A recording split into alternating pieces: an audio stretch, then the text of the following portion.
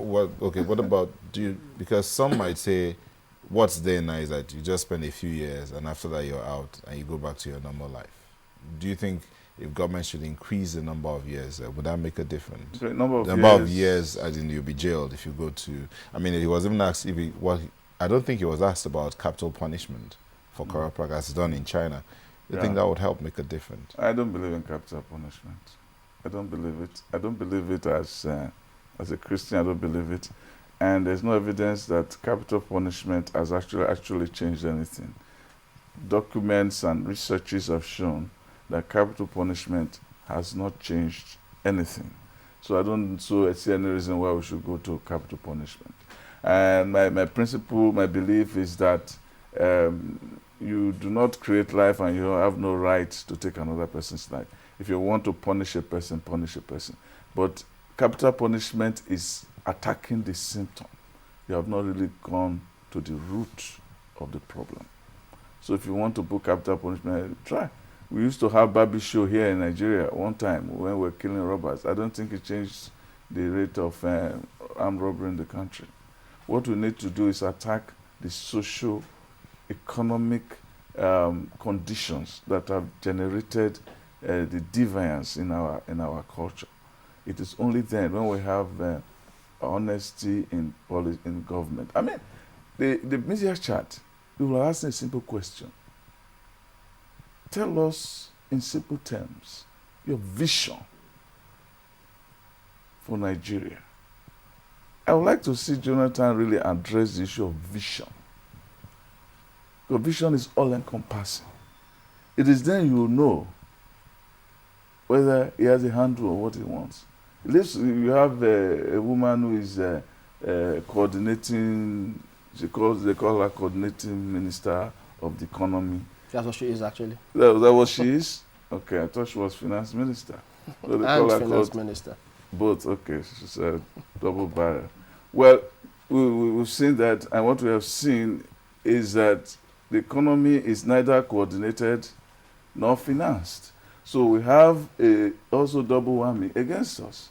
We cannot implement a budget, and then we are going to look for loan and say we have more money, but we're still looking for loan. I mean, it's just chaos. This is somebody who heads, who was the MD of a prestigious world financial institution. Well, still speaking a little bit more on this corruption matter, isn't there seemingly undue focus on the executive arm of government, especially when we do know that the principle of separation of power still functions? Mm-hmm. The judiciary, for instance. We've heard some EFCC chairmen say, look, in spite of all of this drama, when you get to the courts, before they take a plea, it's almost easier for Kama to go I see people, when sometimes we criticize the EFCC, I think that EFCC is a victim. EFCC folks, you leave them on their own, they could do their job. They will do their job. The problem is more fundamental than EFCC. The problem is the political culture. It's the culture of the elite. That is the problem. The problem in the country.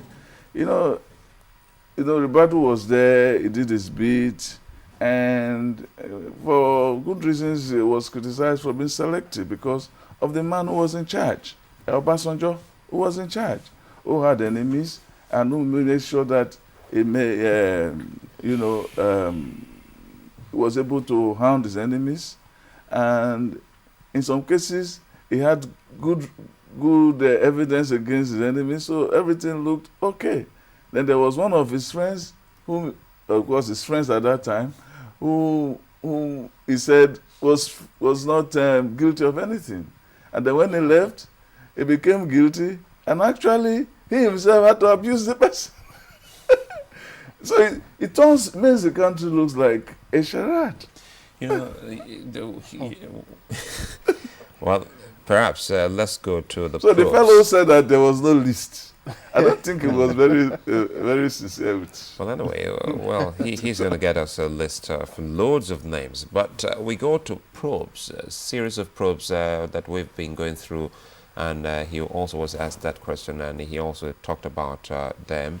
to the extent that we understand that the government is saying that there's just no recommendation from any probe panel that it hasn't implemented so far. And with this talk about Ribadu's probe, there's also a white paper that has been set up because of the incompleteness of that particular probe, should I say report.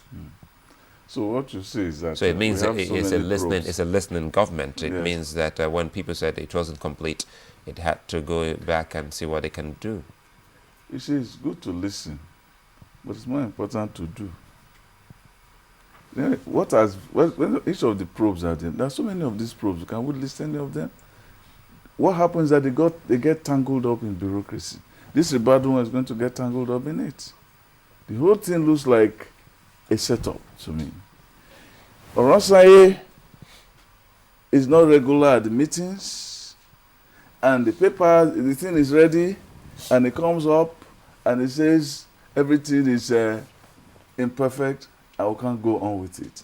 Jonathan says, okay, go and write your own report. In the first place, decency requires that Omatseye should not get up to say anything. Itself meant that Omatseye, what he did had nothing to add to the dignity of his record as a government bureaucrat. Had nothing to add. In fact, it impugned his personality. It made him look like somebody who was set up, who was used to impugn a report that took a long time to work on. Nothing in this life is perfect. If there was imperfection in the report, the Ribadu himself said, look, there are caveats. He made it clear. Now, what are those caveats? Let's work on it. That is an optimistic view that you can take on the report. Not to say, okay, there was caveat, there was caveat, therefore you threw the baby out with the bathwater. Which meant that there was no sincerity ab initio with the whole process. Maybe they thought that Ribadu, being a presidential aspirant, maybe they thought he was jobless, and so if we give him a job, he become part of us. Then the stubborn man turned out to be stubborn and said, well, we have to look for a way to scupper these people. You gave Omatseye this job, I gave him another job at the same time. So did you expect him to really do this job?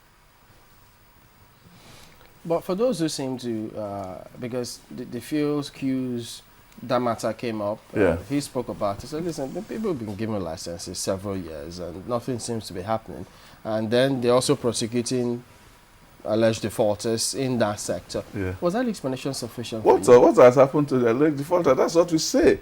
It's okay, yes, we have done this, we have done that. The whole thing is now with the court or with the FCC. FCC will now look at it, and then we don't know, maybe in a typical Nigerian amnesia, we'll forget and move on to new things. We have a way of going to new things in this. Everything is always new. It's new every morning, in Nigeria. To paraphrase, to parody the scriptures. It's always new every morning. There's this proverb that said, the witch cried last night and the child died this morning, and who does not know the difference? The point in our own case, when the witch cries last night, the child died that night, then in the morning, there's another child born who will be killed by the witch the next night. And so it keeps going on like that. So we always have new things. And I think one of the cynical part of government is that we play on the amnesia of Nigerians. The Nigerians have short memory span and we can always move on. Not many people are talking about the report about the subsidy. People's that one is. Which one? This current one? No, it is. You are talking about this current. I'm talking of the one before that. Okay, there was KPMG, there was NATI. That one is fading. That one is fading, and this new one is actually still on the burner, but it's not burning as much as it was.